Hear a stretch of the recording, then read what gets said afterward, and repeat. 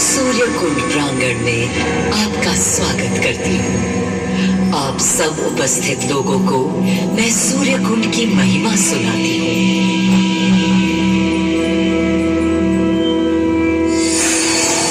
भारत की मिट्टी अनेकों दिव्य आत्माओं की जन्मस्थली है।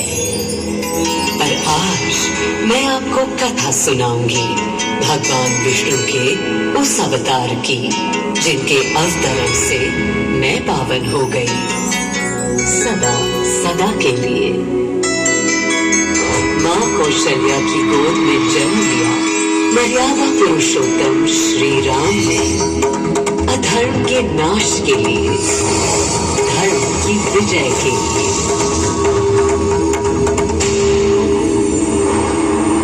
किंतु उन्हें अयोध्या त्याग 14 वर्ष के वनवास पर जाना पड़ा।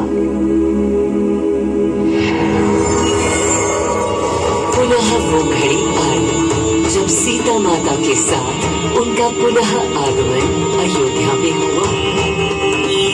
हर्ष था चारों ओर और उल्लास था हर दिशा में। वो घड़ी बस आने को थी जिसकी प्रतीक्षा में मैं विद्वान थी।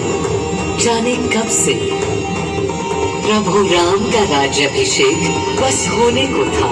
हर कहीं उत्सव था, पर इस उल्लास पर दुविधा की कालिमा छा रही थी।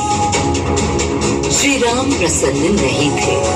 राज्याभिषेक का कोई उत्साह उनके चेहरे पर नहीं था। उन्हें राज्य का लोभ नहीं था, सिर्फ अपनी प्रजा की चिंता थी।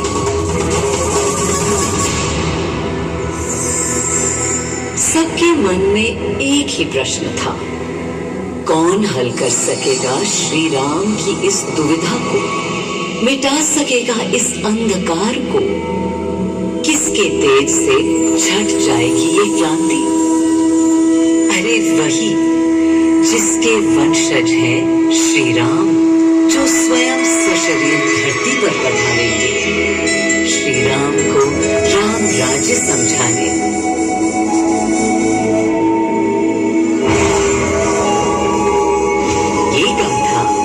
शक्ति पुंज की है जो पृथ्वी पर जीवन और सृष्टि का केंद्र था, है और रहेगा।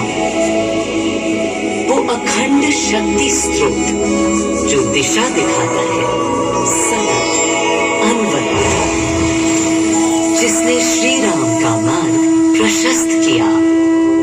आदि नारायण सूर्यदेव। अयोध्या वासियों को भी प्रभु श्री राम की इस दुविधा का आभास होने लगा था। देखा क्या? तुमने देखा क्या? कितने सकुचाई से श्री रघुवीर थे। पद की प्रसन्नता या दर्प निरप होने का ललक या उमंग कोई कुछ भी तो दिखी नहीं। मुकुट सामने रख कितने अधीर थे। वे तो थे अधीर नहीं, हाँ थोड़े गंभीर थे।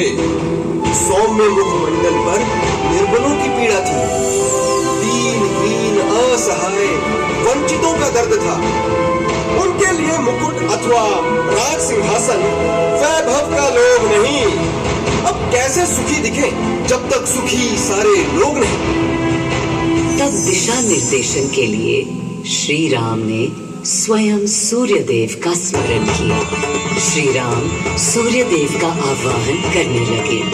क्लांत मन से उन्होंने अपने पितामह को याद किया। मन असमंजस में था उनका। कर्तव्य की सही दिशा उन्हें सूझ नहीं रही थी। क्या उचित है प्रजा के लिए, उनके लिए, वंश के लिए, धर्म के लिए, शांति के लिए? इसी परामर्श के लिए अंतर्मन से उन्होंने सूर्यदेव को पुकारा।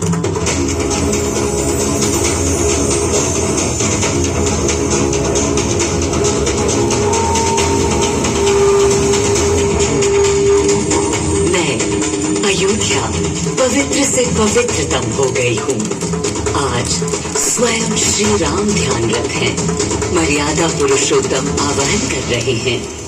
उन सकारात्मक शक्तियों का संचार कर रहे हैं जो उन्हें, मुझे और मेरे यानी अयोध्या के हर निवासी को अनंत काल तक सही दिशा दिखाएंगी। संभव है स्वयं सूर्यदेव सशरीर पधारे अयोध्या की धरा पर।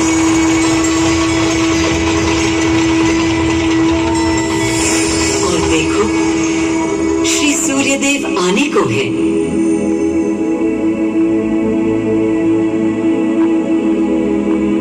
उनकी पहली किरण के स्पर्श से कलियां एक एक कर खिलने लगी। जीवन की कांति हर ओर धीरे धीरे फैलने लगी।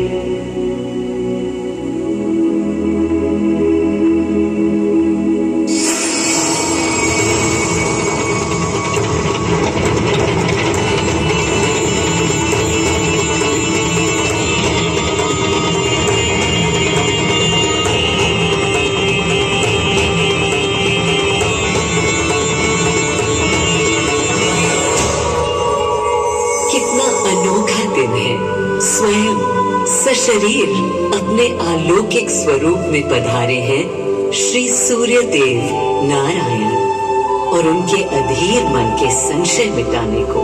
अधीर है या गंभीर है, मैं जानता हूँ क्या उनकी पीर है।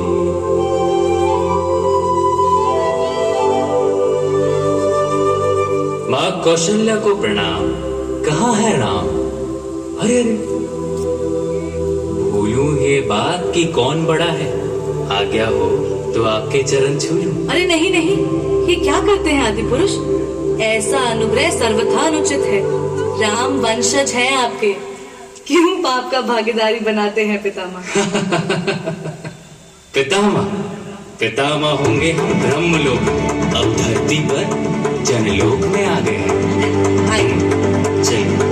सूर्यदेव के आगमन पर माँ कौशल्या उन्हें मिली और विनती की कि हे देव, मेरे पुत्र की दुविधा दूर करें, उन्हें राह दिखाएं, ताकि अयोध्या का, पूरे भारत का भविष्य निर्धारित हो सके।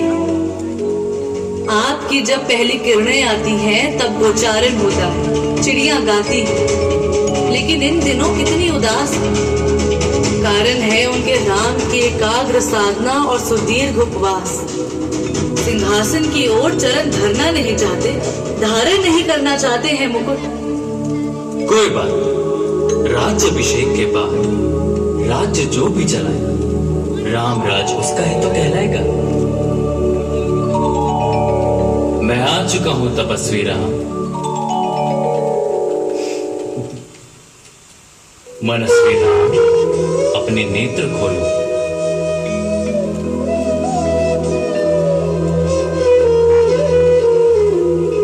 प्रणाम पितामह, प्रणाम। प्रणाम मेरे राम, प्रणाम। पितामह, राम राज क्या है? राम स्वयं पूछ रहे हैं कि राम राज्य क्या है। पुनर्ता नया प्रश्न है। अभी तो आप कह रहे थे जो भी मैं चलाएगा। कह रहा था कि राम राज में राम के लिए भी विधान होंगे। आदिदेव, कुछ अनुमान तो मुझे है, लेकिन अब आप बताइए क्या विधान है?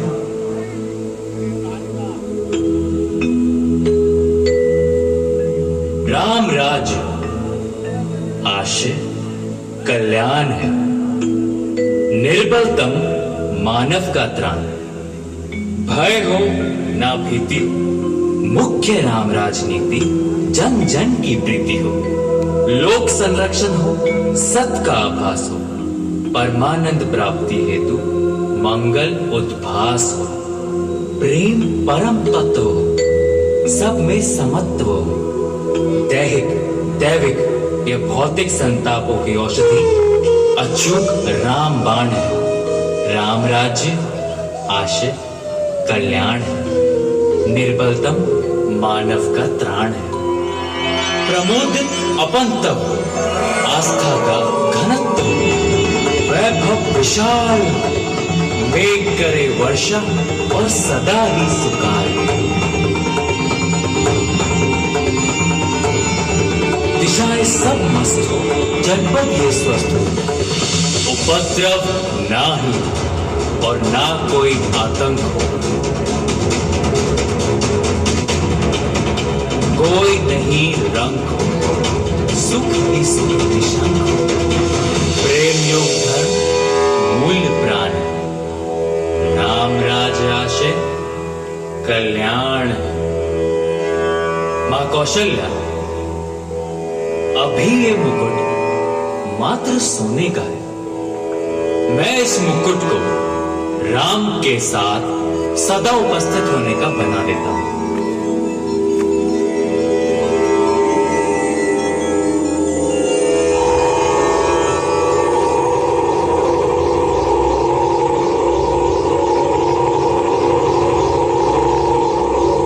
स्वयं सूर्यदेव ने मेरी यानी अयोध्या की धरती पर श्री राम को राम राज्य का वर्णन सुनाया, उसका आधार रखा और उनके मुकुट को अपनी रश्मियों से आशीर्वाद दिया। श्री राम के नेतृत्व में हर ओर खुशहाली, प्रेम, शांति और संयम फैला। हर ओर रोशनी, प्रकाश और जीवन का संगीत गूंजने लगा। राम राज्य का पथ दर्शाकर चल दिए सूर्यदेव पुनः अपने लोक, ताकि अनंत काल तक अयोध्या ही नहीं पूरा विश्व उस शक्ति का संचार अनुभव कर सके।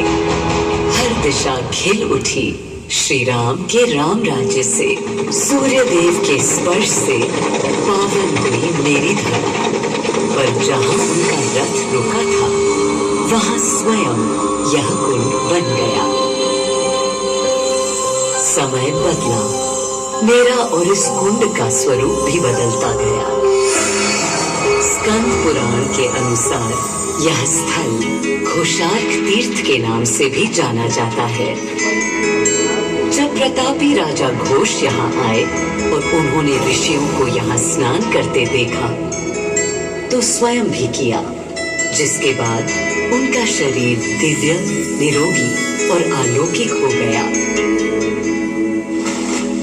और इसी कुंड के जल से उनकी काया भी कांतिमय हो गई। यहाँ की गई उनकी घोर तपस्या का तेज आज भी अनुभव किया जा सकता है।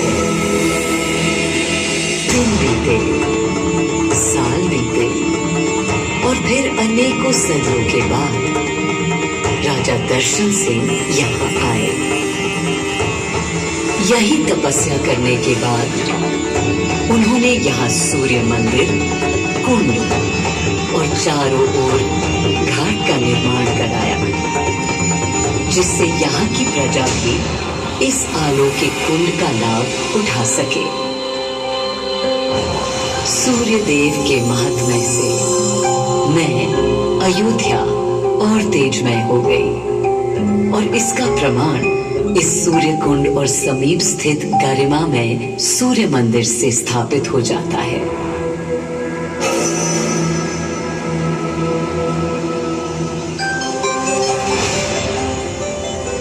मैं अयोध्या इस हर्ष से भूली नहीं समाती कि मेरी ही धरती पर राम राज्य की आधारशिला रखी गई। आज भी अयोध्या एकता, आस्था और शांति के लिए उदाहरण बनी हुई है।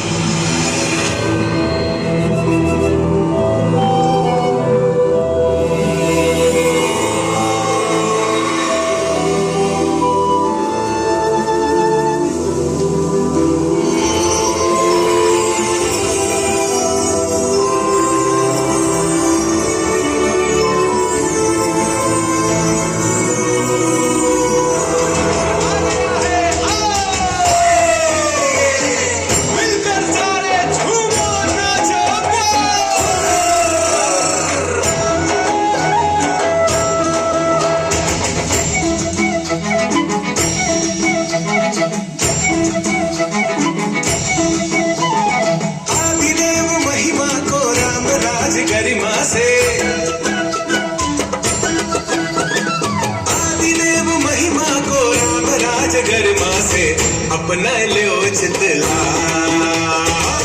अपना लो